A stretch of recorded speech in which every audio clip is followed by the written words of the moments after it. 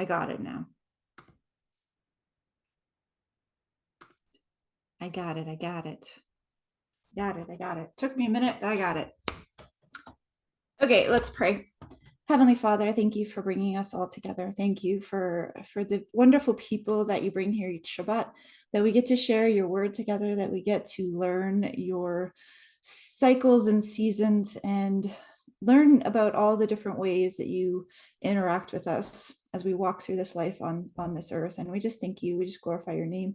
We pray that every word that is spoken here today is for your glory. I pray, Father, that you close my mouth anytime that I'm saying something that is not for your glory. And I just pray, Father, that you give us eyes to see and ears to hear all the wonderful, amazing things that are in your scriptures as we study together. Father, I want to pray healing over all of these people, anything that ails them, anything that they are in pain about.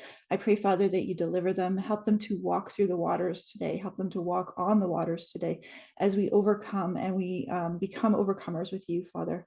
And I just pray, Father, against spirits of depression, spirits of anxiety.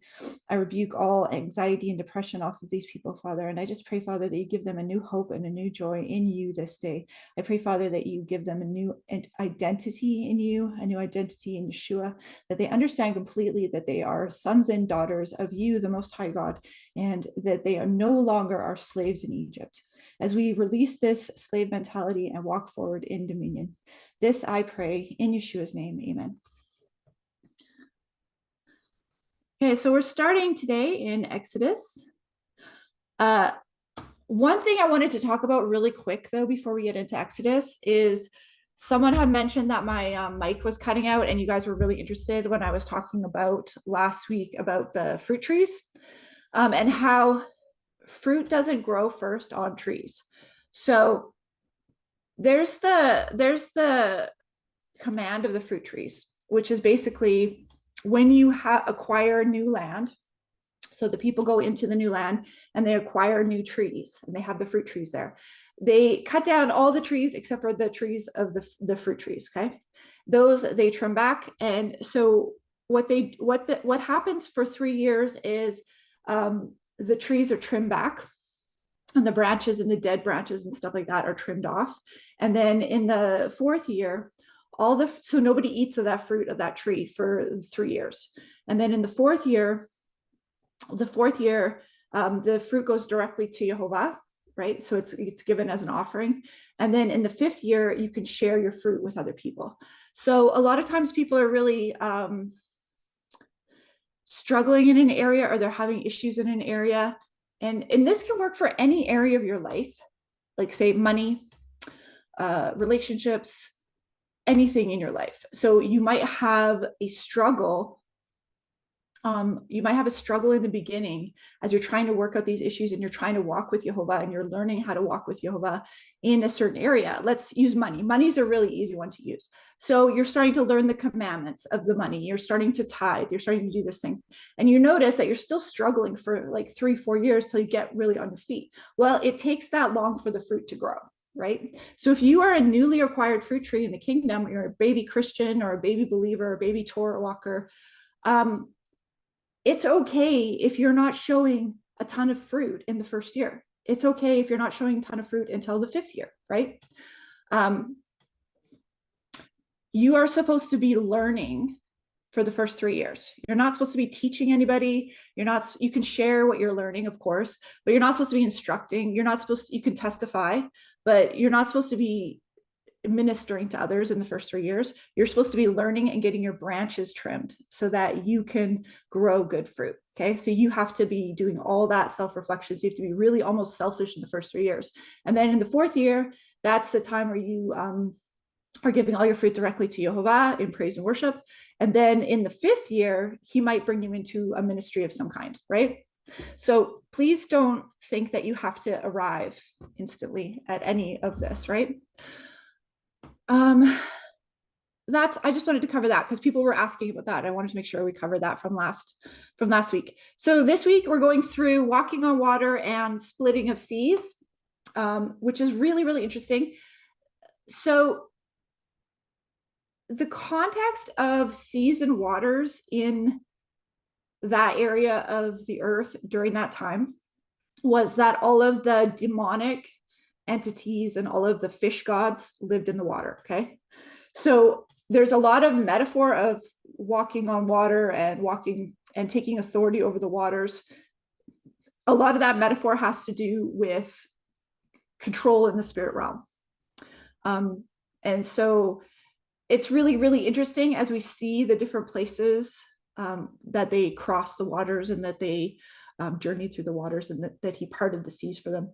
It's if you think about it in the terms of like the Egyptians in that believed that their gods lived in the waters. They had a crocodile god. They had all these different gods that lived in the waters. And now even if you go and you Google the fish hats, I don't know if you've seen that. Let's see. Let's just Google it really quick. I forget what they're called. Fish hat priests. Just Google fish hat priests. Yeah, the mitre. So Dagon wore the fish hats, right? Dagon is the fish hats. But then they also had, I can see it, back in the day. Yeah, here we go. I gotta flip this for you guys. Flip. So you can see the similarities, right? The fish hat. It's called a Dagon.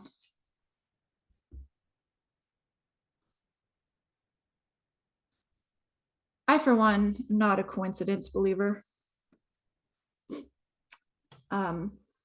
I believe everything is really obvious and like painfully obvious at times. So like it's so painfully obvious that I can't even fathom why people don't see it, but it is what it is. Okay. So as we go through this, that's just a side note, something to remember about, the waters, walking on the waters. So they believed that if the seas rose up, that was the false gods rising up against them, stuff like that, right?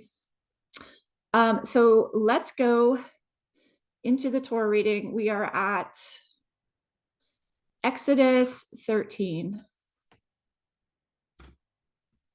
When Pharaoh let the people go, God did not lead them by way of the land of the Philistines, although that was near.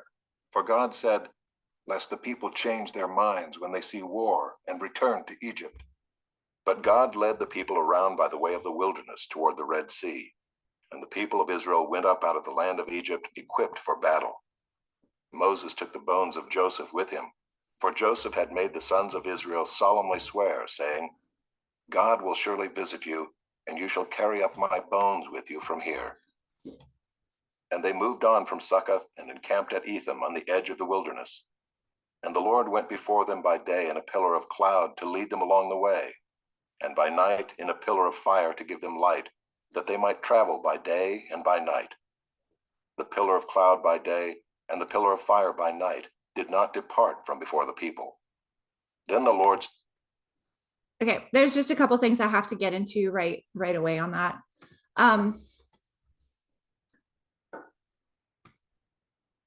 So he did not lead them by the way of the land of the Philistines that was near. So that would have been the closer route, lest the people change their minds when they see war. So he led them in a way that they weren't going to see a lot of war right away, right? So that they would have an easy journey until their faith built up.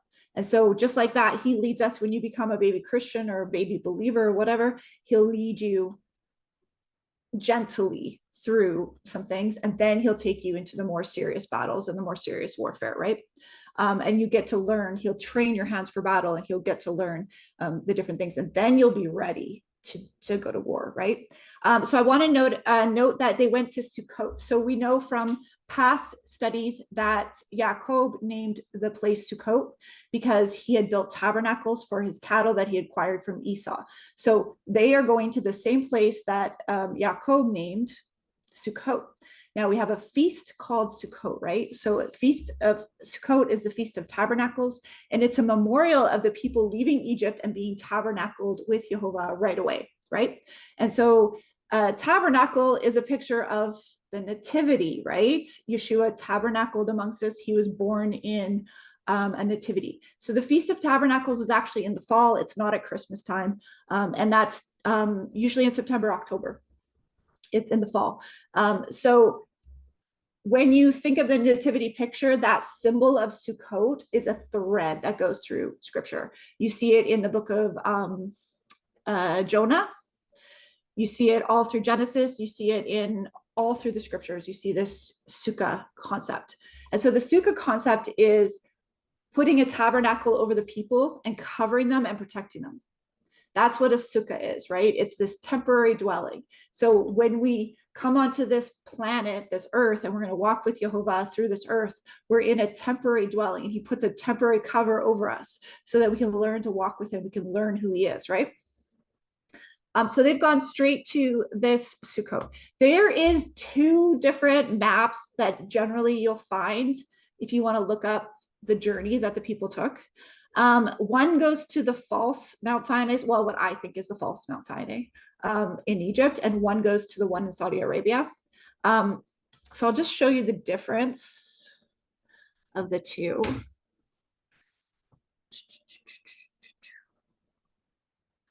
Okay, so this is the kind of, I guess I call it the, I don't believe this one. This is the kind of Catholic one.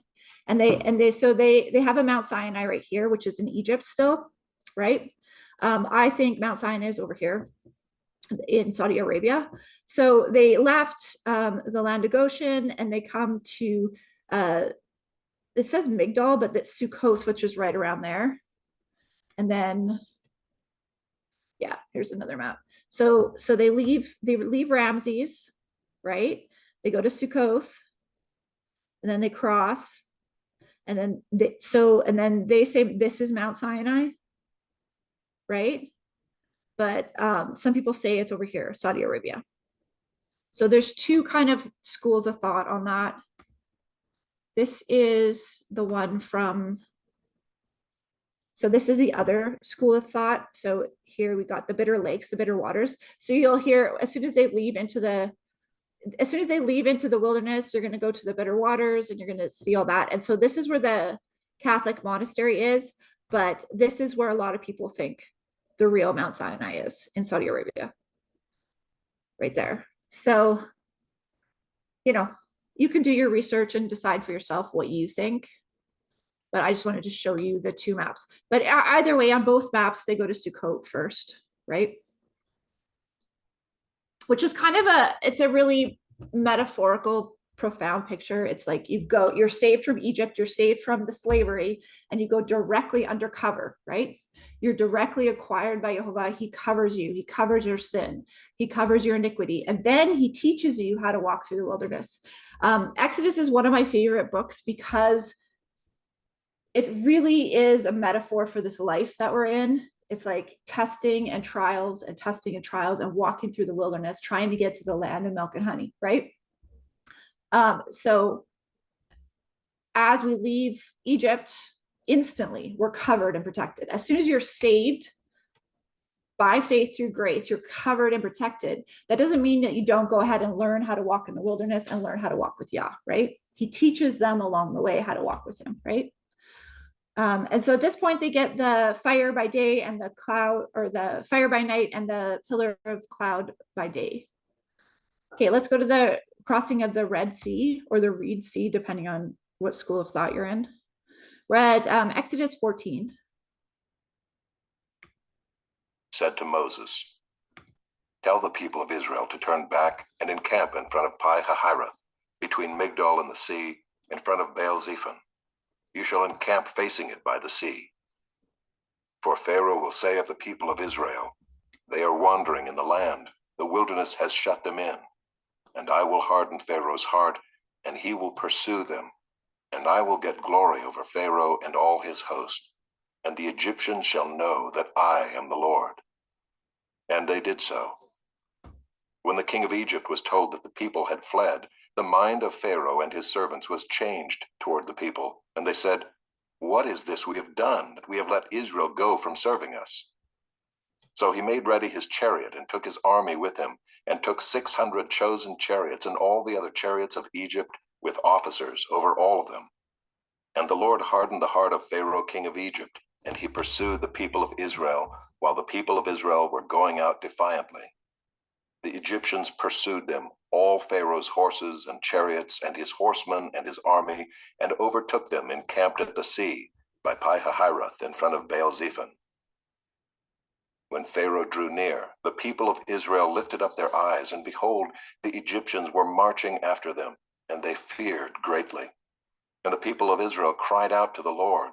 They said to Moses, "Is it because there are no graves in Egypt that you have taken us away to die in the wilderness?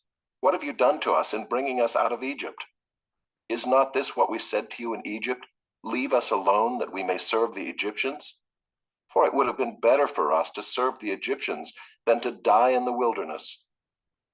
And Moses said to the people, "Fear not, stand firm, and see the salvation of the Lord, which he will work for you today.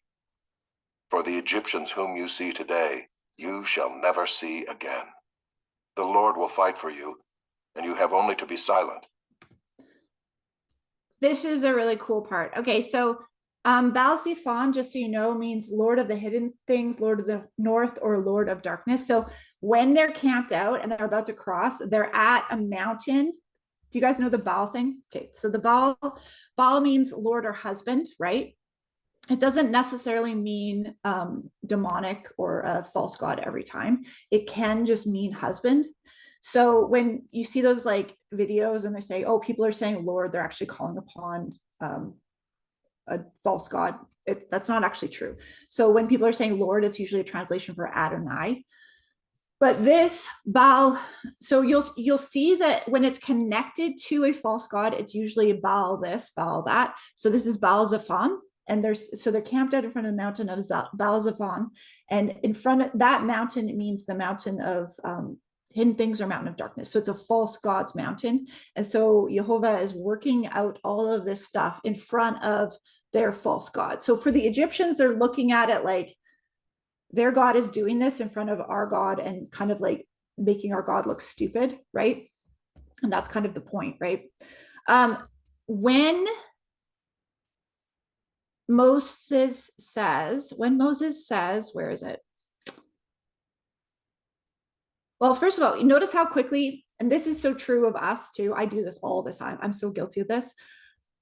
As you'll see him work a wonder in your life, and then like 5 minutes later, all of a sudden you're like, "Oh, why am I going through this still? Why am I having to do this?" Right? And we're complaining and murmuring in the wilderness constantly, and we're forgetting how far he already took us, right? And so the people have left Egypt. They just witnessed all the plagues. They just witnessed all this stuff, and then already they're like, "Oh, now we're going to die in the," like they had no faith still. They're like, "We're going to die in the wilderness now. Oh, now we're going to die in the wilderness. Why did you save us if you're just going to put us through this," right? And this is a really good thing to note, a pattern to note when you look at false prophecy, because a lot of the bad witnesses that we'll read about in Numbers and bad witnesses that you see in the church now, they're always speaking about, so a false prophet does two things. They preach against the word of God, and they kind of try to hide it a lot. And the second thing that they do is they put fear in people, and they put lack of glory on Jehovah, that he can't bring us through, that he can't deliver us, that he's not going to save us, right? All that. So they preach a lot of that. So that's how you can kind of spot a false prophet, which we'll get into a little bit more later. So then Moshe says, "Fear not, stand firm, and see the salvation of Jehovah." So when he says, "See the salvation of Jehovah," he says Yeshua. See the Yeshua of Jehovah, which he will work for you today. Let's look at that verse up in Hebrew 14:13.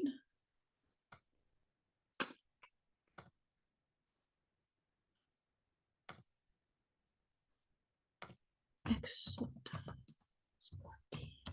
14:13.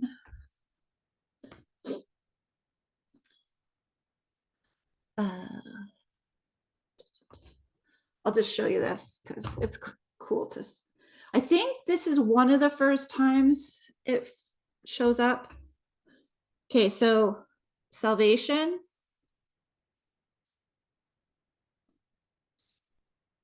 Yeshua.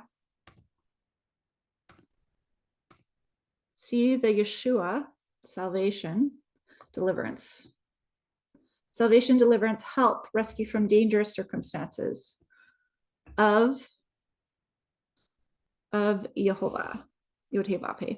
So when you break down Yeshua in Hebrew, it means Yah's salvation, Yod-Heh-Vav-Heh's salvation. Okay, that's his salvation, right?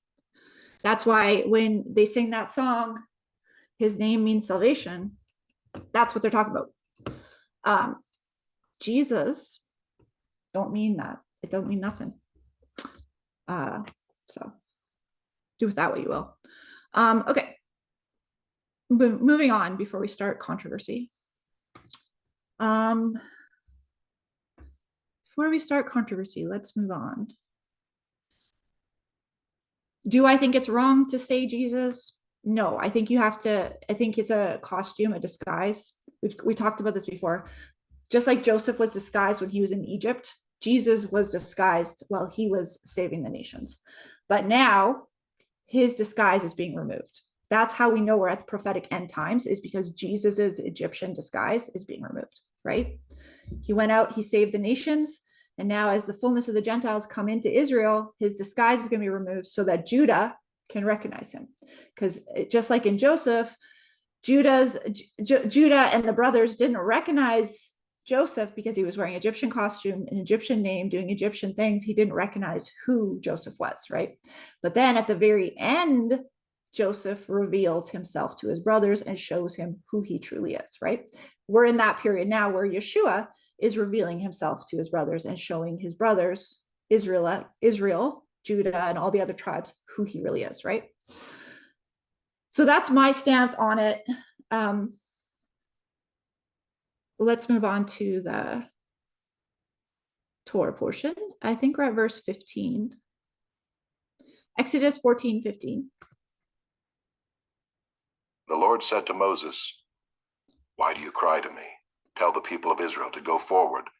Lift up your staff and stretch out your hand over the sea and divide it, that the people of Israel may go through the sea on dry ground. And I will harden the hearts of the Egyptians, so that they shall go in after them. And I will get glory over Pharaoh and all his host, his chariots and his horsemen. And the Egyptians shall know that I am the Lord, when I have gotten glory over Pharaoh, his chariots, and his horsemen." Then the angel of God, who was going before the host of Israel, moved and went behind them, and the pillar of cloud moved from before them and stood behind them, coming between the host of Egypt and the host of Israel. And there was the cloud and the darkness, and it lit up the night, without one coming near the other all night. Then Moses stretched out his hand over the sea, and the Lord drove the sea back by a strong east wind all night, and made the sea dry land, and the waters were divided. And the people of Israel went into the midst of the sea on dry ground, the waters being a wall to them on their right hand and on their left. The Egyptians pursued and went in after them into the midst of the sea, all Pharaoh's horses, his chariots, and his horsemen. And in the morning watch, the Lord in the pillar of fire and of cloud looked down on the Egyptian forces and threw the Egyptian forces into a panic, clogging their chariot wheels so that they drove heavily. And the Egyptians said, "Let us flee from before Israel, for the Lord fights for them against the Egyptians." Then the Lord said to Moses, "Stretch out your hand over the sea, that the water may come back upon the Egyptians, upon their chariots, and upon their horsemen." So Moses stretched out his hand over the sea, and the sea returned to its normal course when the morning appeared. And as the Egyptians fled into it, the Lord threw the Egyptians into the midst of the sea. The waters returned and covered the chariots and the horsemen. Of all the host of Pharaoh that had followed them into the sea, not one of them remained. But the people of Israel walked on dry ground through the sea, the waters being a wall to them on their right hand and on their left. Thus the Lord saved Israel that day from the hand of the Egyptians, and Israel saw the Egyptians dead on the seashore. Israel saw the great power that the Lord used against the Egyptians, so the people feared the Lord, and they believed in the Lord and in his servant Moses. Just wanted to point out that last verse, which is really profound. So when they saw the great power of Yehovah, that he had used against the Egyptians, the people feared, revered, right? Feared is like a reverence, Yehovah, and they believed in Yehovah and in his servant Moses.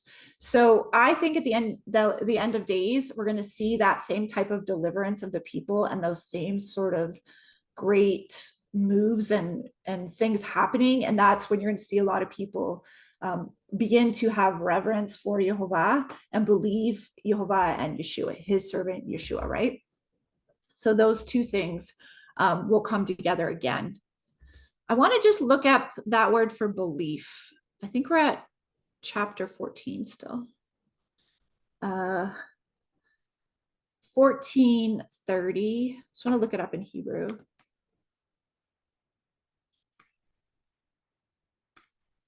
$14.30.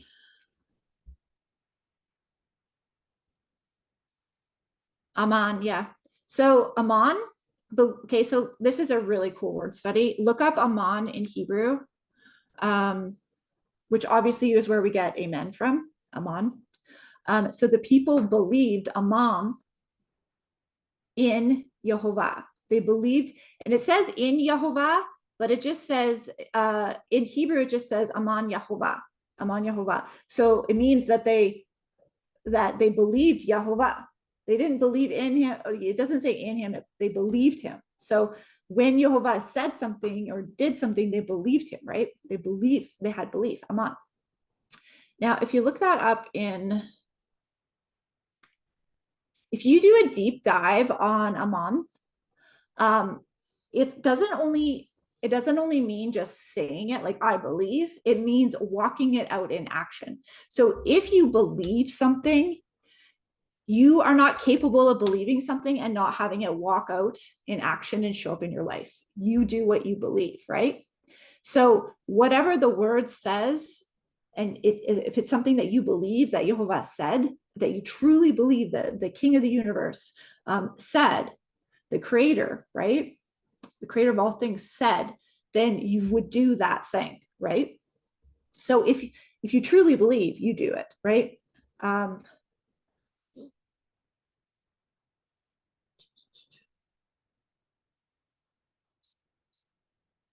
Just see if there's another.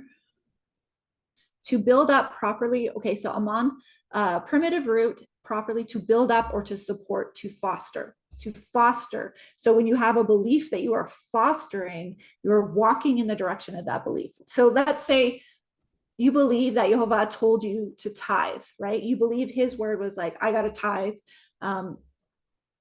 Maybe we shouldn't say that one because that's like controversial too. Let's say you believe that he told you that pork is not food. He said in the scriptures, pork is not food. And so now you're like, okay, I'm going to walk this out. And I believe that pork is not food. He didn't create it for my body to consume. And therefore, my belief, I'm going to foster that belief by not consuming the things that he told me not to consume, right? I'm not going to try to twist it and turn it into, add theology to it. I'm just going to believe his clear word on that thing, right? So so if you believe in Yehovah, but you don't do the things that he said, are you really believing that it's the word of God, right? That's kind of the dichotomy that we get. Let's go back to the Song of Moses. Okay, so there's two songs of Moses that show up.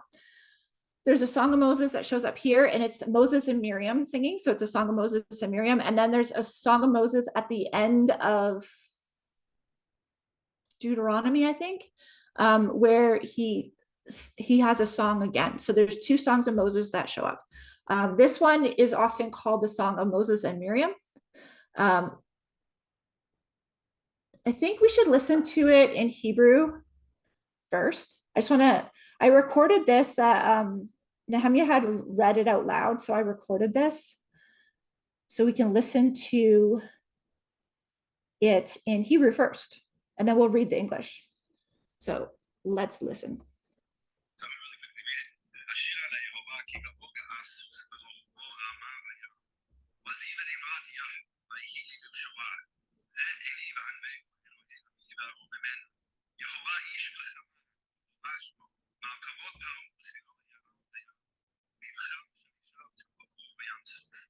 תהומות יחסיון ירדו מבצרות כמואב. ימינך יהובה נהדר בכוח, ימינך יהובה תרעץ אויב, וברוב כוחך תעוף כמך, תשלח אותך יאכלמו כקש, ורוח אתם מים, יצבו כחמודת נוזלים, כפו תהומות בלב ים. אמר אויב אל דור בשיח, נקשרה, תמלאו נפשי על נקרבי, תורישמו ידי, נשבת ברוחך, כיסם ים, צללו כעוברת יומיים אדירים, מי כמוך בהם, יהובה, מי כמוך נהדר בקודש, נורא תהינו בספר, נתית ימך תמלאו ארץ, נחית בחסדך, וזכר אל נבי קודשך, שמעו עמים ירגזון חיל אחת, שני גרשה, אז נבהלו על עובדנו, מלאו בה יחזימו רעד, נמוגו כל יושבי חינן, תיגור עליהם אימתה בפחד, ידור זרועך ימכרם, עד יעבור עמך, עד יעבור עמך כניתה, תביאי בו ותדעי בו בהר תחתך, ושבתך, בעל תל יומה, נקדש אדוני כל ידיך, ומן ימלוך לעולם בודד, כי בא סוסך, וזכור ופרשה בים, וישב יהובה עליהם מהים, ובני ישראל קבעו ביבשה בתוך הים. Thank you. So that's it in Hebrew. I don't know if you know, you can pick it up, but you'll hear him say Adonai, Adonai, Adonai, Yehovah, Adonai. So that's when he says Adonai, that's Lord, translated Lord, just one L. And then when he says Yehovah, that's when you look in your scriptures, it'll be capital L-O-R-D. Normally the scriptures will translate Yod-Heh-Vav-Heh into a capital L-O-R-D, but then Adonai will be there as well. So Lord Adonai. So it's, and Adonai means Lord as well. So just pointing that out. So in case you notice that. So verse 15, so at Exodus 15, let's read it in English now. Then Moses and the people of Israel sang this song to the Lord, saying, I will sing to the Lord, for he has triumphed gloriously. The horse and his rider he has thrown into the sea. The Lord is my strength and my song, and he has become my salvation. This is my God, and I will praise him, my father's God, and I will exalt him. The Lord is a man of war. The Lord is his name. Pharaoh's chariots and his host he cast into the sea, and his chosen officers were sunk in the Red Sea. The floods covered them. They went down into the depths like a stone. Your right hand, O Lord, glorious in power. Your right hand, O Lord, shatters the enemy. In the greatness of your majesty, you overthrow your adversaries. You send out your fury. It consumes them like stubble. At the blast of your nostrils, the waters piled up. The floods stood up in a heap. The deeps congealed in the heart of the sea. The enemy said, I will pursue, I will overtake, I will divide the spoil. My desire shall have its fill of them. I will draw my sword, my hand shall destroy them. You blew with your wind, the sea covered them. They sank like lead in the mighty waters. Who is like you, O Lord, among the gods? Who is like you, majestic in holiness, awesome in glorious deeds, doing wonders? You stretched out your right hand, the earth swallowed them. You have led in your steadfast love the people whom you have redeemed. You have guided them by your strength to your holy abode. The peoples have heard. They tremble. Pangs have seized the inhabitants of Philistia. Now are the chiefs of Edom dismayed. Trembling seizes the leaders of Moab. All the inhabitants of Canaan have melted away. Terror and dread fall upon them.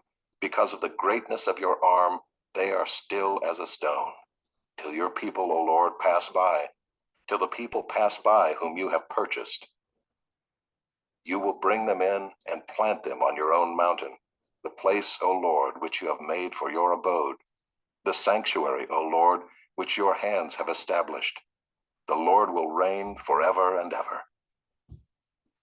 For when the horses of Pharaoh with his chariots and his horsemen went into the sea, the Lord brought back the waters of the sea upon them, but the people of Israel walked on dry ground in the midst of the sea.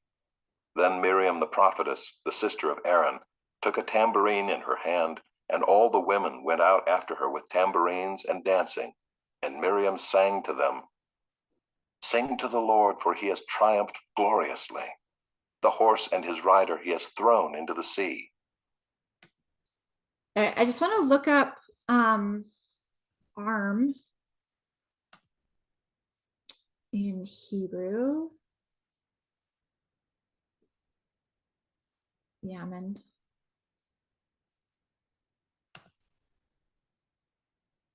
Just curious.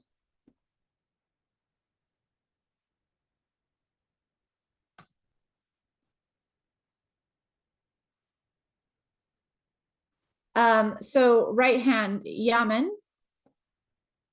Yaman? Is that how you say it? Yaman. Yaman.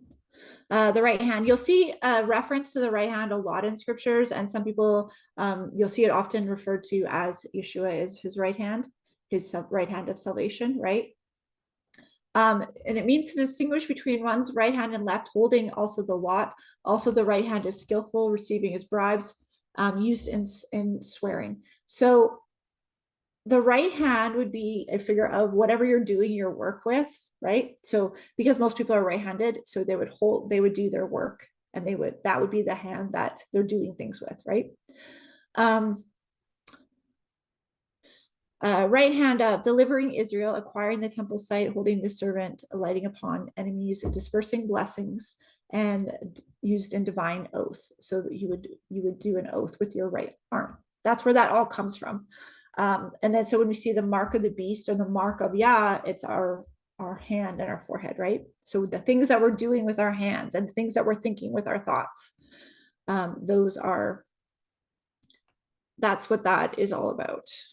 So there's a lot of symbolic language, obviously. We're at verse 22. So 15:22, Exodus 15:22. We're going to go to the bitter waters now. Then Moses made Israel set out from the Red Sea, and they went into the wilderness of Shur. They went 3 days in the wilderness and found no water. When they came to Marah, they could not drink the water of Marah because it was bitter. Therefore it was named Marah. And the people grumbled against Moses, saying, "What shall we drink?" And he cried to the Lord, and the Lord showed him a log, and he threw it into the water, and the water became sweet.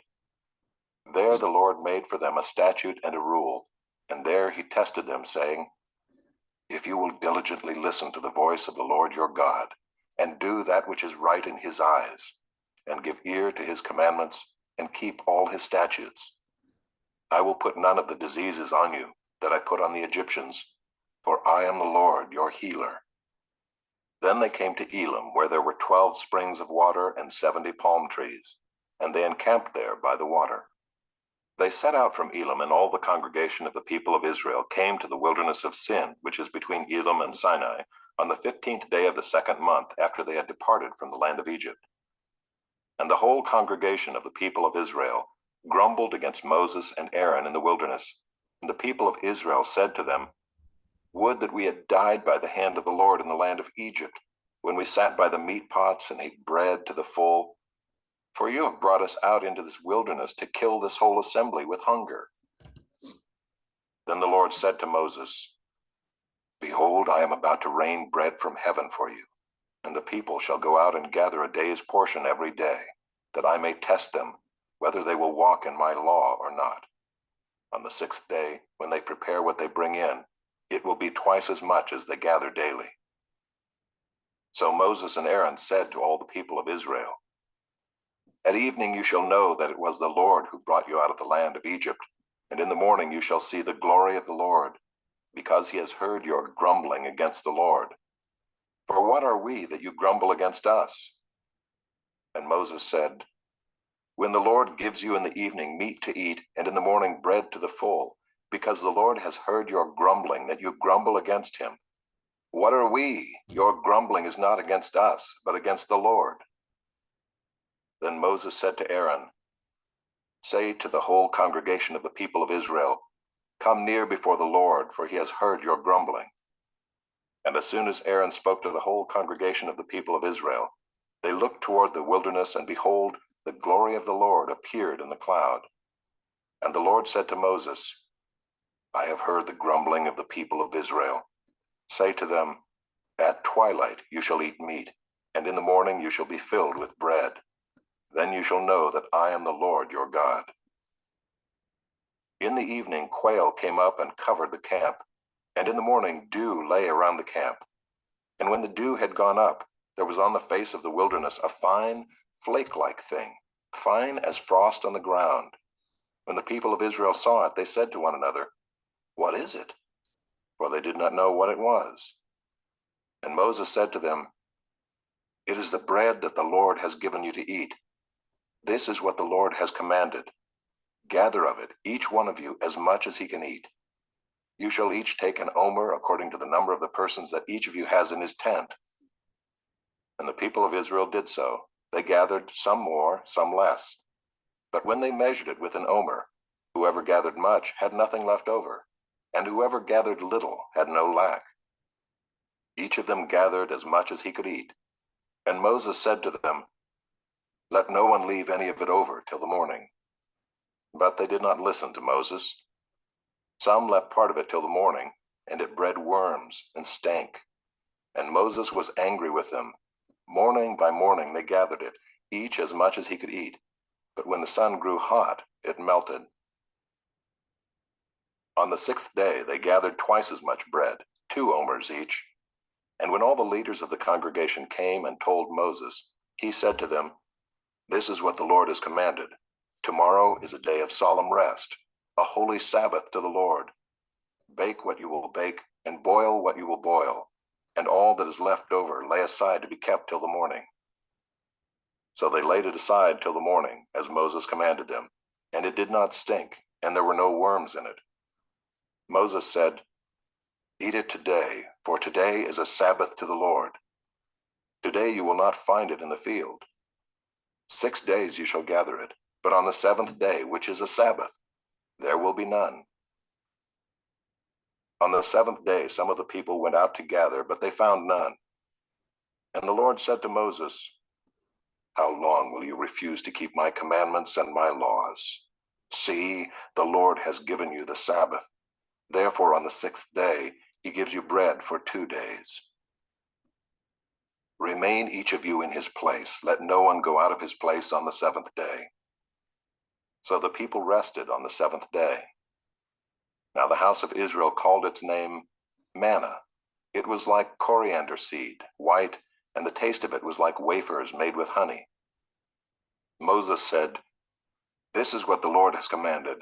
Let an omer of it be kept throughout your generations, so that they may see the bread with which I fed you in the wilderness, when I brought you out of the land of Egypt. And Moses said to Aaron, take a jar and put an omer of manna in it, and place it before the Lord to be kept throughout your generations. As the Lord commanded Moses, so Aaron placed it before the testimony to be kept. The people of Israel ate the manna 40 years till they came to a habitable land.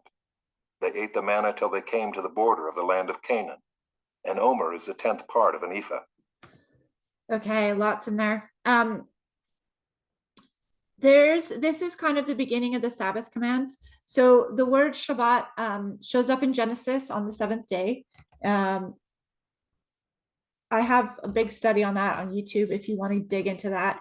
But we see here that Moses is starting the Sabbath again, and he's telling the people to go and gather everything. So work for the 6 days, gather all you need, and then on the 7th day, rest. So a lot of confusion comes on a couple things with the Sabbath day. People see that you're supposed to bake what you're going to bake and broil what you're going to broil, and you don't leave your place. Okay, so place, it doesn't mean your house. It doesn't mean your house. It means that you don't go out into the field and gather manna, right? So if you leave your house to go to the synagogue or go to church, that's not breaking the commandment, right? If you leave your house to go do something outside, like go on a walk or something, you're not breaking the commandment. It means that don't go to the field and go gather manna. That's what it means. That's what he's talking about. So the other thing is bake what you're going to bake and broil what you're going to broil the day before. And this is just a really good, to make sure that everyone in the house gets rest. It's really important to make sure everyone in the house gets rest. And so if you're still cooking and you're still doing dishes and you're still doing all that, somebody's still working, right? So do everything ahead of time, get it all ready, have all the food that you're going to eat ahead of time, and then you don't have to work at preparing food that day. What else do I want to cover? Oh, the murmuring. So there's kind of like this ongoing theme where the people are murmuring and grumbling, and then Jehovah is just like, why don't you just listen to me? Why don't you just trust me? Over and over and over again, which I feel like is a really human condition that just we all do it all the time. And so every time I read this section, I'm reminded. Every time I've gotten to the point now where, like, every time I start grumbling about something, I'm just reminded to not grumble in the wilderness, right? So Aaron is instructed to take a jar and put an omer of manna in it and place it in the testimony. So eventually that jar of manna will end up, I think it's in the ark, correct me if I'm wrong, or at least in the Holy of Holies. So I think somewhere out there with the ark is the jar of manna from the wilderness. I truly, truly believe that. And so one day, like, this will be the testimony of the scriptures being true. I think that the ark is going to show up. And that's going to be revealed, and it's going to have the tablets in it. And I also think, I think this is going to happen near the end. I also think that the jar of manna is going to show up, and all those things are going to show up. So people have a really clear testimony that this is true, that this actually happened. Like, if they find a jar of the manna, obviously people are going to be like, okay, I guess the scriptures are true, right? Obviously. And I think that's going to be a testimony at the end. This is just my personal take. I think at the end, a lot of these things are going to appear, just like we've been noticing over the last years, like all these different seals from different kingdoms have appeared. All this different evidence that these things really happened have started to appear. You got the Dead Sea Scrolls, all of this stuff, right, has started to appear to verify that the scriptures are in fact true. And so I think we'll see even more of that in the years to come, right? If not, like, a lot of it this year. So let's go to verse 17. We're at Exodus 17, and this is where they get the water. All the congregation of the people of Israel moved on from the wilderness of Sin by stages, according to the commandment of the Lord, and camped at Rephidim. But there was no water for the people to drink. Therefore the people quarreled with Moses and said, "Give us water to drink." And Moses said to them, "Why do you quarrel with me? Why do you test the Lord?"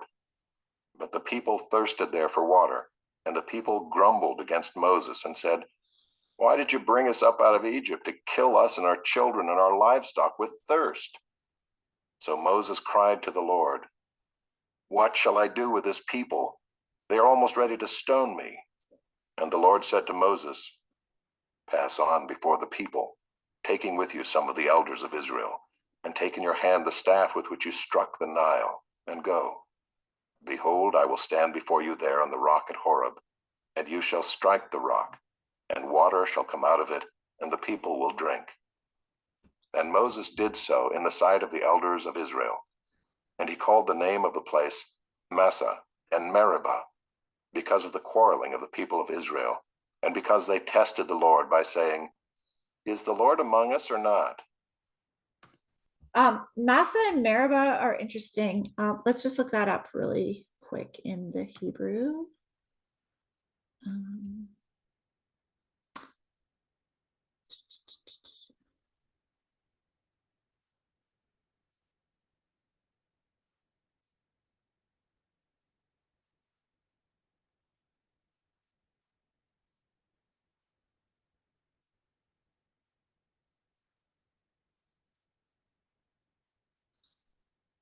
Massah, to melt, dissolve, or be liquefied, like ice, to melt, right? And Meribah,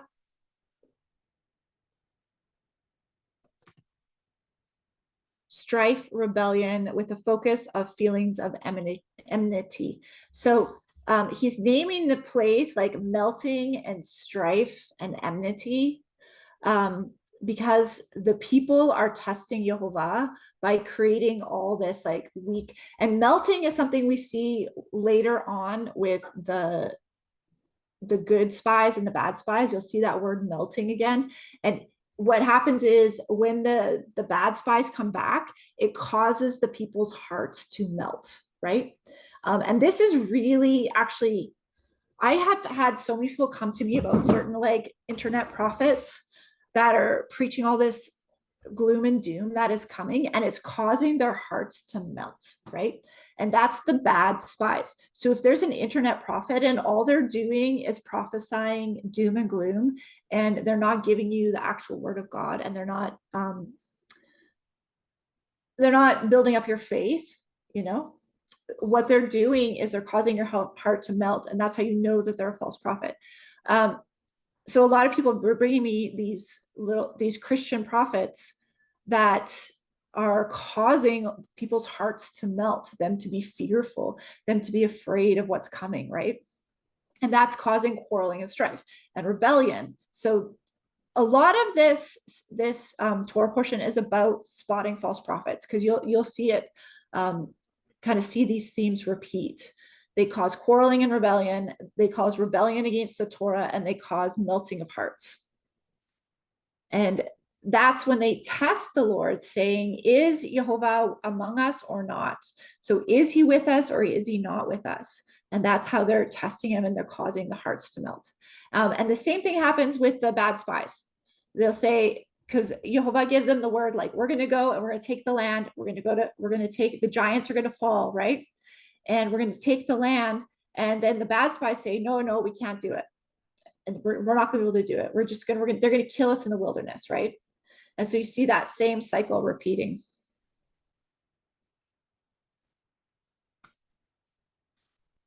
So let's go to Amalek. Israel defeats Amalek, verse 8. Then Amalek came and fought with Israel at Rephidim. So Moses said to Joshua, choose for us men and go out and fight with Amalek. Tomorrow I will stand on the top of the hill with the staff of God in my hand. So Joshua did as Moses told him and fought with Amalek, while Moses, Aaron, and Hur went up to the top of the hill. Whenever Moses held up his hand, Israel prevailed, and whenever he lowered his hand, Amalek prevailed. But Moses' hands grew weary, so they took a stone and put it under him, and he sat on it, while Aaron and Hur held up his hands, one on one side and the other on the other side. So his hands were steady until the going down of the sun. And Joshua overwhelmed Amalek and his people with the sword. Then the Lord said to Moses, write this as a memorial in a book and recite it in the ears of Joshua, that I will utterly blot out the memory of Amalek from under heaven. And Moses built an altar and called the name of it, The Lord is my banner, saying, a hand upon the throne of the Lord. The Lord will have war with Amalek from generation to generation. When Pharaoh let... So, yeah, I'm sure you guys know this story, but basically when Moses would hold up his hands, the Israelites would prevail. And if he got tired and weary, really beautiful picture of that. We need support. We need other people supporting us, to get our victories, right, in life. And we need to make sure we're glorifying the Lord, Yehovah, to get our victories in life. Just a really beautiful picture of that.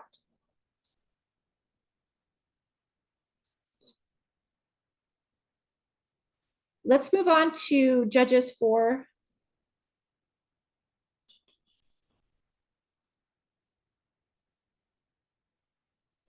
I think I'm just looking at my notes here.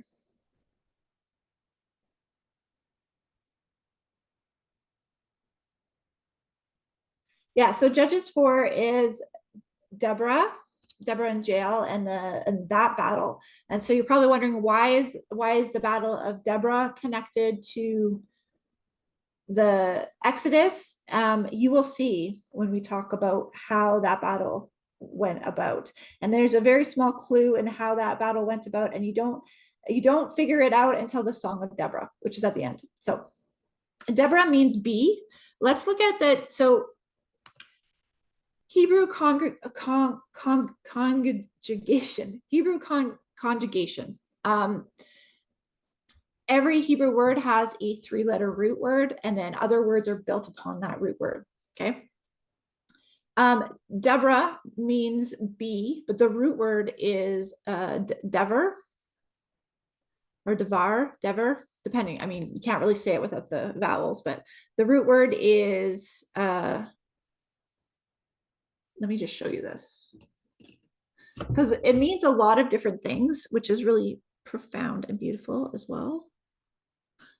Okay, so the most interesting one, so it means bee, which is her name, Deborah, which means bee. But then the most interesting one I found is it also, that root is found in the Holy of Holies, the name for the Holy of Holies, right? Devar, this means word. So the word, this, when you speak something, you devar, right? Words, okay? And so you can see all these different, to come into agreement, to vanquish, all of these have the same root, okay? And it even can be a commandment, speech, talk, speaking, and it can also mean a plague. I don't know if that one's in here. It can also mean a plague. What's really interesting about this is if you picture the inner sanctuary and you picture a beehive, right? The queen bee is in the Holy of Holies, right? And you picture that beehive, and that's like they're making the honey in the hive, right? It's kind of a beautiful metaphor and a beautiful picture. And so why did she become a judge? She became a judge because it tells you right at the beginning, but let's read the beginning of this portion, and then it'll tell us why she became a judge, okay? So the judges before her were all military leaders and judges together. So all the judges before her were military leaders and judges together. So if we go to Judges 4 and just the beginning of it, the whole book of Judges is about these judges supposed to be doing righteousness on the land and doing the correct things, and then they don't do it. They don't believe the word of Yehovah, they don't walk in his ways, and then just destruction after destruction comes, right? And Judges 4, and the people of Israel again did what was evil in the sight of Yehovah after Ehud died. So Ehud was the one before. And Yehovah sold them into the hand of Jabin, the king of Canaan, who reigned in Hazor. The commander of his army was Sisera, who lived in Harosheth Haggaiim. And the people of Israel cried out to Yehovah for help, for he had 900 chariots of iron, that he oppressed the people of Israel cruelly. And he oppressed the people of Israel cruelly for 20 years. So it's the same kind of picture. The people were doing evil in the sight of Yehovah. They got put into bondage. And as they're put into bondage, they're being oppressed. And the oppressor is dealing with them cruelly for 20 years, okay? This is the same pattern that cycles and repeats. And so if you see in your home country, wherever your home country may be, that you're being put in oppression and you're put in bondage, and and your governments and your leaders are handling you cruelly and putting a yoke of bondage on you, it could have something to do with all of the people not walking in fear of Yehovah, right? So as we get into the portion, let's just play it.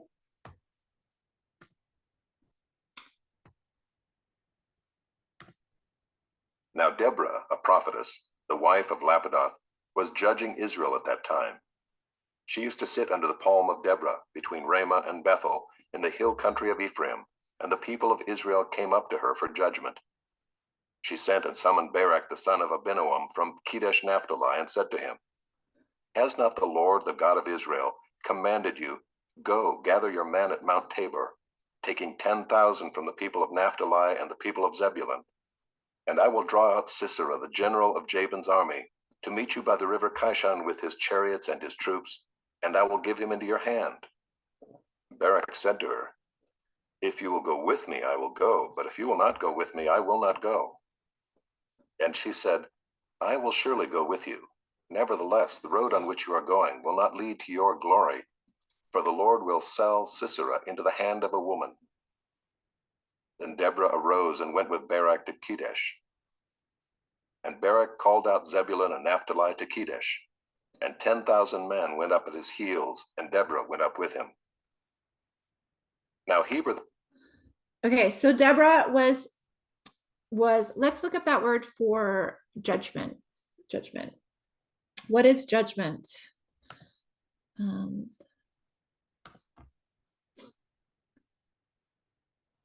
people came to her for a judgment, mishpat, verdict.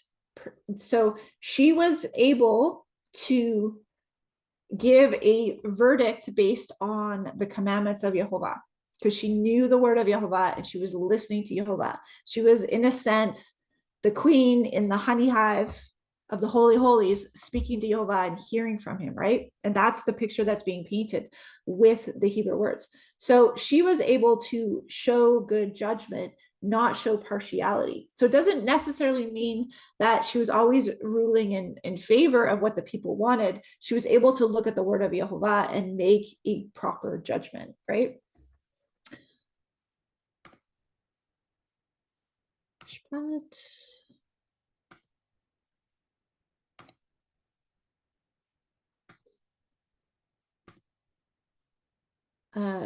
So mishpat is justice, judgment, law, regulation, prescription, specification, a decree, right? And the root is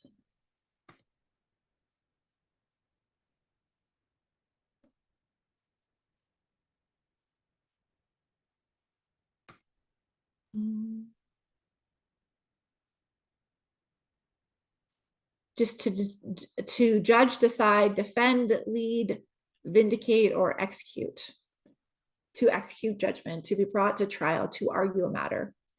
So they would come to her because they trusted what she had to say, and they thought she had good judgment from Yehovah. So Barak is a military leader, and she's giving him a word from Yehovah saying, you're going to go into battle. So notice the two different dichotomies. We had the people saying their hearts were melting because they didn't believe the word of Yehovah. And then we have Deborah, who is saying, you're going to go to battle and you're going to be successful. Yehovah is going to deliver you. So she tells him that you're going to be delivered in battle. And so that she's being a good spy in giving that word to him, right? And he's told to take 10,000 people. So let's go back to the, and then he says, if you're not going with me, I'm not going to go. She's like, surely I'll go with you. But then she prophesies that Sisera, the leader of the other army, is going to be put in the hands of a woman. So the woman is going to be the one that settles the final battle. Okay. So the man, Barak, is not going to get the glory for the win of the battle, right? Something else I wanted to show you. Let's go. So if you look at the map of, can I make this smaller? The map of the battle is they were in two valleys. They were in this valley, kind of,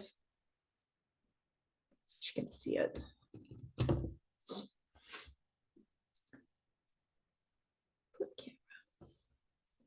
Okay, so this is Israel, obviously. These are, so down here in the area of Benjamin, there's Bethel, right? This is where Deborah would be hanging out, okay? Down here. Now, this valley right here, so which is kind of hard to see. I don't know how to make this smaller.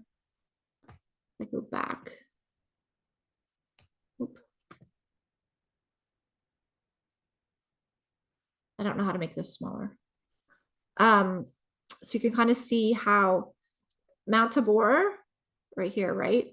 And so this valley, right where the Kishon River is. So notice this river, because remember in the last one, we were talking about crossing water, right? So we have this river here too. And then this is the valley that they're fighting in. Now, up here, right here, is where Jael is going to do her dirty work, right? That's where they lived. They camped near here, right around this area, okay? And so Hazor, when we said Hazor, that's where the king was ruling from. And so he was oppressing all the people from here, from this area, okay? And so the battle's going to start taking place down here, right? You can see that. So the Israelites gather here. So the blue is where the Israelites are gathering, okay? And then the Canaanite forces are coming down the river. So that's important to notice. All the Canaanite forces coming down the river, okay?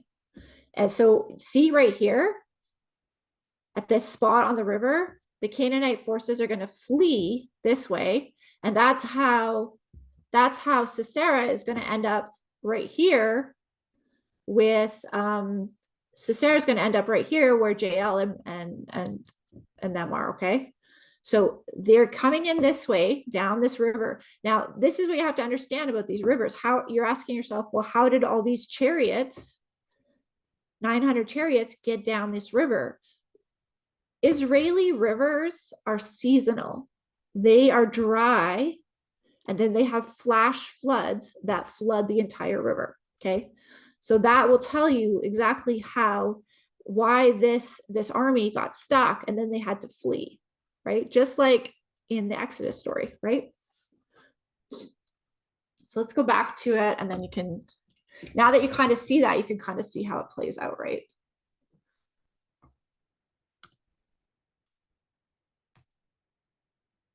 I think we're at verse 11. The Kenite had separated from the Kenites, the descendants of Hobab, the father-in-law of Moses, and had pitched his tent as far away as the oak in Zaanannim, which is near Kedesh.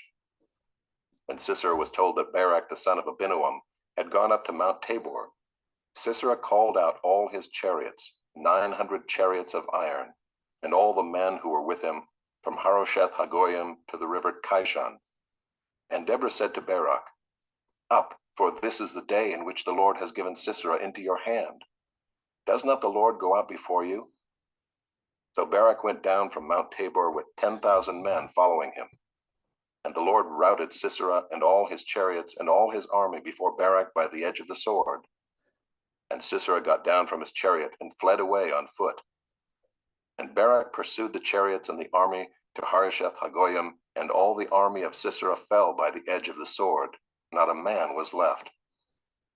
But Sisera fled away on foot to the tent of Jael, the wife of Heber the Kenite, for there was peace between Jabin the king of Hazor and the house of Heber the Kenite. And Jael came out to meet Sisera and said to him, "Turn aside, my lord. Turn aside to me. Do not be afraid." So he turned aside to her into the tent, and she covered him with a rug. And he said to her, "Please give me a little water to drink, for I am thirsty." So she opened a skin of milk and gave him a drink and covered him. And he said to her, "Stand at the opening of the tent, and if any man comes and asks you, 'Is anyone here?' say no." But Jael, the wife of Heber, took a tent peg and took a hammer in her hand. Then she went softly to him and drove the peg into his temple until it went down into the ground while he was lying fast asleep from weariness. So he died.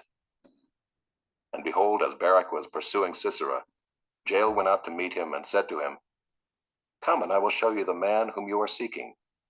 So he went into her tent, and there lay Sisera dead with the tent peg in his temple.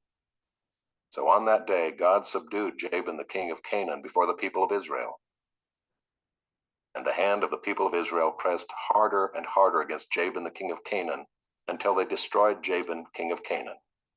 Then sang Deborah and Barak the son of Abinoam on that day, that the leaders took the lead in Israel, that the people offered themselves willingly. Bless the Lord. Hear, O kings, give ear, O princes. To the Lord I will sing. I will make melody to the Lord, the God of Israel.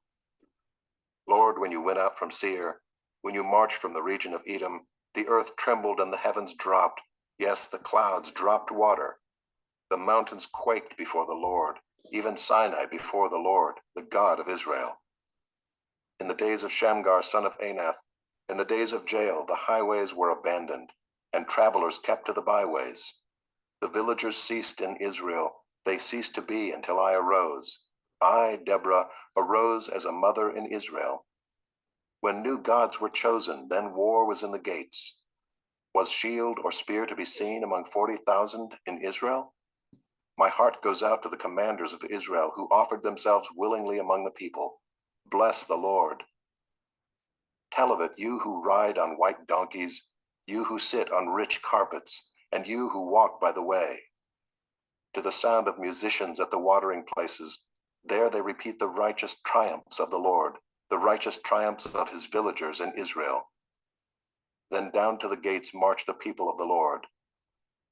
Awake, awake, Deborah, awake, awake, break out in a song. Arise, Barak, lead away your captives, O son of Abinoam. Then down marched the remnant of the noble. The people of the Lord marched down for me against the mighty. From Ephraim, their route, they marched down into the valley, following you, Benjamin, with your kinsmen. From Machir marched down the commanders, and from Zebulun those who bear the lieutenant's staff. The princes of Issachar came with Deborah, and Issachar faithful to Barak. Into the valley they rushed at his heels. Among the clans of Reuben, there were great searchings of heart. Why did you sit still among the sheepfolds to hear the whistling for the flocks? Among the clans of Reuben, there were great searchings of heart. Gilead stayed beyond the Jordan, and Dan, why did he stay with the ships? Asher sat still at the coast of the sea, staying by his landings. Zebulun is a people who risk their lives to the death. Naphtali too on the heights of the field. The kings came, they fought, then fought the kings of Canaan. At Taanach by the waters of Megiddo, they got no spoils of silver. From heaven the stars fought, from their courses they fought against Sisera. The torrent Kishon swept them away, the ancient torrent, the torrent Kishon. March on, my soul, with might. Then loud beat the horses' hooves with the galloping of his steeds. Curse Miraz, says the angel of the Lord. Curse its inhabitants thoroughly, because they did not come to the help of the Lord against the mighty. Most blessed of women be Jael, the wife of Heber the Kenite, of tent-dwelling women most blessed. He asked for water, and she gave him milk. She brought him curds in a noble's bowl. She sent her hand to the tent peg, and her right hand to the workman's mallet. She struck Sisera, she crushed his head. She shattered and pierced his temple. Between her feet he sank, he fell, he lay still. Between her feet he sank, he fell. Where he sank, there he fell, dead. Out of the window she peered. The mother of Sisera wailed through the lattice. Why is his chariot so long in coming? Why tarry the hoofbeats of his chariots? Her wisest princesses answer. Indeed, she answers herself. Have they not found and divided the spoil? A womb or two for every man. Spoil of dyed materials for Sisera. Spoil of dyed materials embroidered. 2 pieces of dyed work embroidered for the neck as spoil. So may all your enemies perish, O Lord, but your friends be like the sun as he rises in his might. And the land had rest for 40 years. Okay, so within this song that talks about how the war went down, there's the clue about how the chariots were stopped. So chariots in that day, you got to think, anytime you see chariots, it's like one army has a bunch of tanks and one army just has foot soldiers. Okay, so the people with the chariots are very powerful because they have the chariots and they have the foot soldiers. But if you just have foot soldiers, which is all that Israel had, they didn't have 900 chariots, they just had 10,000 men. It wasn't going to be a good battle. But so how did the chariots get dealt with? And it says here in verse 20, from heaven the stars fought, from the corners they fought against Sisera. And the torrent Kishon. So remember that river I showed you, Kishon? The torrent Kishon swept them away. The ancient torrent, the torrent Kishon, march on, my soul, with might. And the loud beat of the horses' hoofs with their galloping of his steeds. Okay, so as the people came down the river Kishon, which was dry, the torrent came through and probably wiped a lot of them out and probably jammed up their wheels. So this is really common in Israel because they have all these different creek beds and streams that will dry up in the dry season, and then they'll get flash flooding. So you see flash flooding all the time in Israel. So let's just take a look at the Kishon River really quick here. This is from 2020, where there was a flash flood at the Kishon, right? So you can see here how much it would just come in and just take over, where this would have been dry land, right? Now there's this highway, so you can see the two valleys, right? So now there's this highway right through there, but this is where the river would have been, right? And then so let's look at, I had another one. This magnificent location that looks like a perfect place to spend a leisurely Saturday with the family is surprisingly enough. So this is the Kishon as well. So there's parts where it's really dry, right? And then you would get a flash flood and it would flood that whole area, right? And that's what would likely take out. That's what would likely take out the RVs.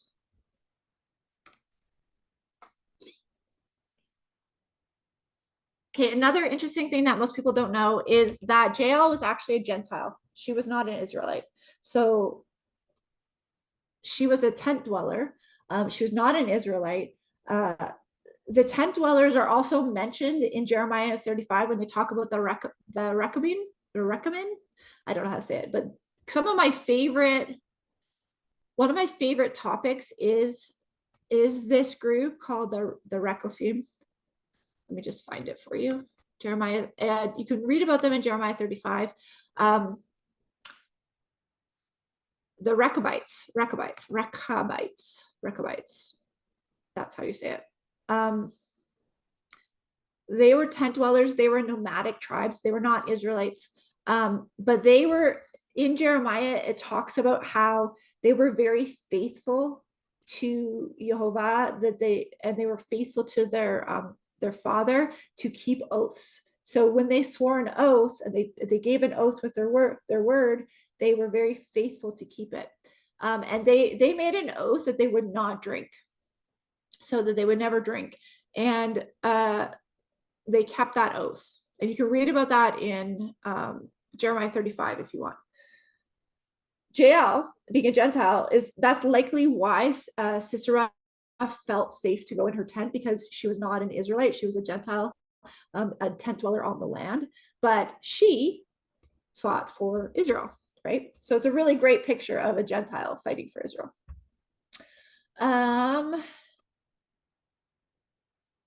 Let's go to Nehemiah 6. I want to read Nehemiah 6 today.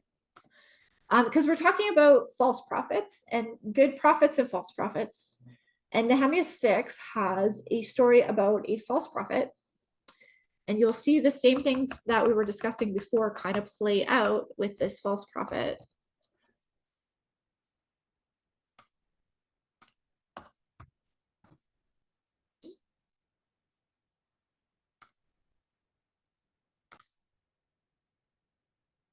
Okay, Nehemiah 6. And now that Sanballat and Tobiah and Geshem the Arab and the rest of our enemies heard that I had built the wall, and there was no breach left in it, although up at that time I had not set up the doors in the gates. So Nehemiah had rebuilt the walls of Jerusalem, but the doors hadn't been set in the gates yet. Sanballat and Geshem sent to me, saying, "Come, let us meet together at Hakaperam, the plain of Ono," and they intended to do me harm. And I sent messengers to them, saying, "I am doing great work, and I cannot come down. Why should the work stop while I leave it and come down to you?" And they sent to me 4 times in this way, and I answered them in the same manner. In the same way, Sanballat for the 5th time sent his servant to me with an open letter in his hand. It was written, "It is reported amongst the nations and Gershon Also say it that you and the Jews intend to rebel. That is why you're building the wall. And according to these reports, you wish to become their king. They have also set up prophets to proclaim you concerning you in Jerusalem. There is a king in Judah, and now the king will hear these reports.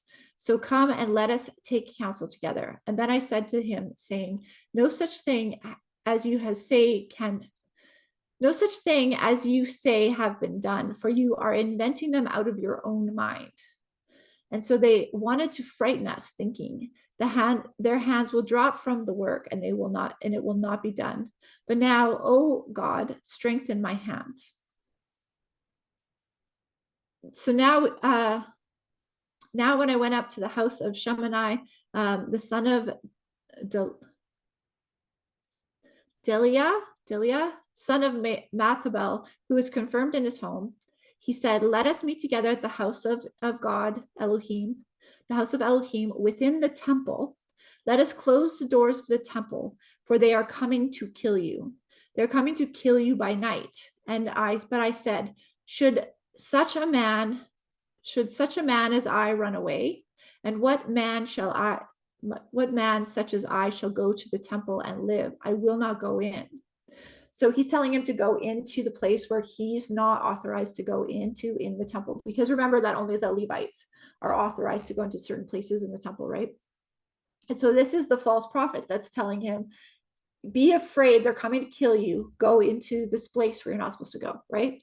And I understood and I saw that Elohim had not sent him, but he had pronounced the prophecy against me, because Tobiah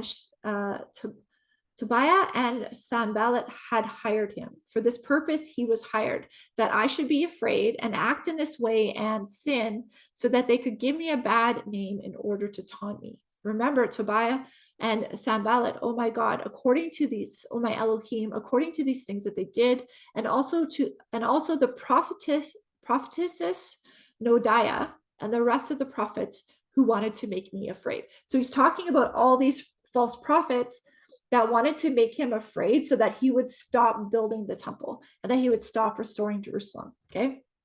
And then, so what did the false prophets do? They brought a bad report, said they were going to kill you.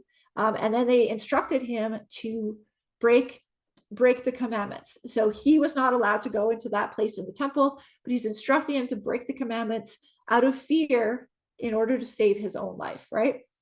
So those are two really distinct features that you will find when it comes to false prophecy and bad reports, bad spies giving bad reports, right?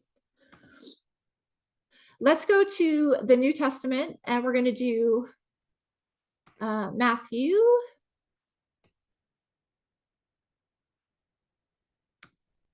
We are at Matthew 14:22. This is where Yeshua walks on the water. So you notice the water theme that we've had throughout this whole thing, right? Immediately he made the disciples get into the boat and go before him to the other side, while he dismissed the crowds. And after he had dismissed the crowds, he went up on the mountain by himself to pray. When evening came, he was there alone. But the boat by this time was a long way from the land, beaten by the waves, for the wind was against them. And in the fourth watch of the night he came to them, walking on the sea. But when the disciples saw him walking on the sea, they were terrified and said, "It is a ghost!" And they cried out in fear. But immediately Jesus spoke to them, saying, "Take heart, it is I. Do not be afraid." And Peter answered him, "Lord, if it is you, command me to come to you on the water." He said, "Come." So Peter got out of the boat and walked on the water and came to Jesus. But when he saw the wind, he was afraid, and beginning to sink, he cried out, "Lord, save me." Jesus immediately reached out his hand and took hold of him, saying to him, "Oh, you of little faith, why did you doubt?" And when they got into the boat, the wind ceased, and those in the boat worshipped him, saying, "Truly, you are the Son of God." So I don't know if you guys noticed the theme that kind of went throughout everything today. And it started with Moshe holding up his hands, right? In faith, holding up his hands. and his brothers, Aaron, was it Aaron? Yeah, Aaron and her on either side, helping him hold up his hands in faith, right? Holding up the staff in faith. And when he would get tired, that would drop. So people would get tired. And just like in the wilderness, the people kept getting tired and their faith would drop every time they get tired. And so the really important thing to understand about being a spy or listening to spies is which are the spies that are making you tired and making your faith drop, and which of the spies are that are empowering your faith so that you are walking on the water and that the seas are splitting and all of that, the giants are being conquered, right? So you really want to take that to heart. And so with the Yeshua, the final picture, it's like we don't even have to wait for the waters to split. We can walk right over the waters. But as soon as Peter's heart melted, right, just like ice melted, his faith melted, he dropped into the water. He started to doubt, right? And so we really want to make sure that we're keeping that faith strong. One tip I would give you is find people that you can follow online and find people that you can listen to who really empower your faith. Don't listen to the people that are constantly like fear and gloom and doom. And they're teaching you to have faith in the word, right? Believe the word and walk it out. That's what will exercise your faith. Believe the word, walk it out. Surround yourself with people who are going to hold up your arms and help you through times. Don't surround yourself with people that are constantly dragging you down. You do have to help those people because you're going to be the one that's going to lift them up, but you got to do it at a rate that you can handle. Because if you're talking to people every single day that are kind of dragging you down, you're going to end up kind of in that space where it's going to be harder for you to remain strong. So you got to do it like at the level you're at, right? So I have certain people that I go to that I know are going to speak life into me and they're going to be strong. And I know the certain people that I go to when I need that. And then I have certain people that come to me when they need that, right? So you want to address your circle of influence accordingly. Unfollow those accounts that are constantly gloom and doom, and they're almost prophesying for the enemy, right? You know that movie that came out that what was it called? The movie, the Obama movie. Do you guys remember what was it called? I'm just going to Google it.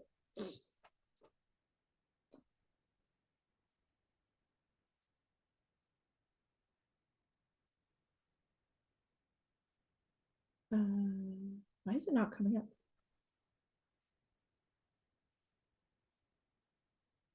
Leave the World Behind. That one.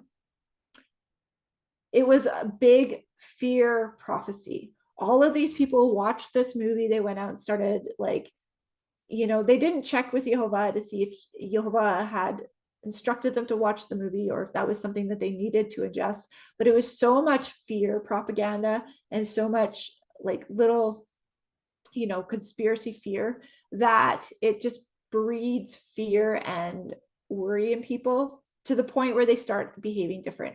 So what we talked about, amen, right? Amen is I have faith in the word of Yehovah and I'm going to walk out the word of Yehovah because I have faith in what he says. And his promises say that if we keep his commandments and we walk with him and we're in covenant with him, that our enemies will flee from us, right? But if we're not walking with him and we're not keeping his commandments and we're not keeping belief in his word, then we're going to have problems, right? So as long as we are in covenant and we're walking in covenant, he's going to guide us. He's going to show us the path and he's going to show us the direction that we're supposed to go in, right? So you want to make sure you're not having faith in, Simpsons episodes or Netflix movies or conspiracy theories, but you're having faith in the word of Yehovah, right? And that all actually comes down to quantum science, which is really, really interesting when you start to understand quantum science, which I'm not going to get into today, but this understanding is actually something that you can quantify in science. Whatever you focus on, wherever you put your faith is going to, that pattern is going to develop. And that is one of the the basic lessons in quantum physics that students learn, and it's been tested since the 1800s. They know that this is an actual thing. So why does Obama want to get you to watch these movies and start putting your belief in the wrong things so that he can influence where your belief is going? And that will create actions. Belief creates actions. Whatever you believe is going to create different actions. And those actions are eventually going to cause things to come about, right? So if everybody believes, like, let's just look at a really clear example. Like if everybody, let's look at the toilet paper of 2020. They put out a belief that there's a toilet paper shortage. Was there an actual toilet paper shortage? We don't know. It was really amusing where I was from in Canada because I lived next to a pulp mill at the time, and the pulp mill literally made toilet paper. So people in my area were freaking out about toilet paper and they were buying it all up, but we literally lived next to a pulp mill that made toilet paper. But what was the belief that was planted in people's head? 2020 is such a good example of this. Plant the belief that we have a problem, and then what happens? The people go out and they create the problem. If they hadn't planted the belief in the media that it was a problem, people would have just carried on normal and did their normal today. But they planted that belief that there was a problem, and then that belief caused all the actions and caused the ability for all these actions to happen, right? So when Obama's making this movie and he's trying to implant this belief that all these bad things are going to happen, and then all these people are starting to act in that way that this is actually going to happen. Obama is not that powerful. He's just a little minuscule whatever. Yehovah is powerful, right? The word of God is powerful. Anyways, I hope that was helpful. I'm going to stop the recording. If you guys want to talk about anything else, feel free.